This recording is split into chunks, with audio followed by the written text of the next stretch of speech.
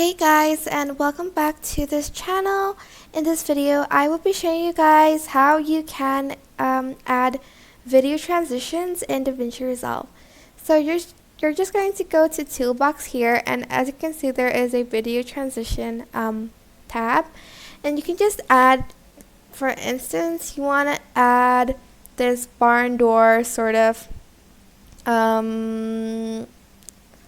transition, and then you're just going to select it and drag it to the video.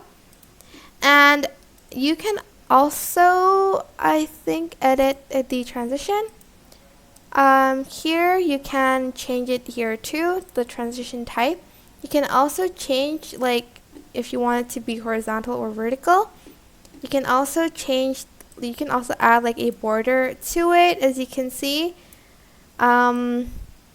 And like make the video before have a motion blur. You can also change the color of the border.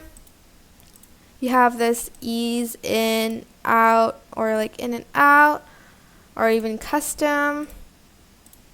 Where is the, like that. And you can even add like a sort of feather to it, but I'm not going to do that. And that is pretty much it. That's how you can add like video transitions in DaVinci Resolve. I hope this tutorial was helpful for you guys.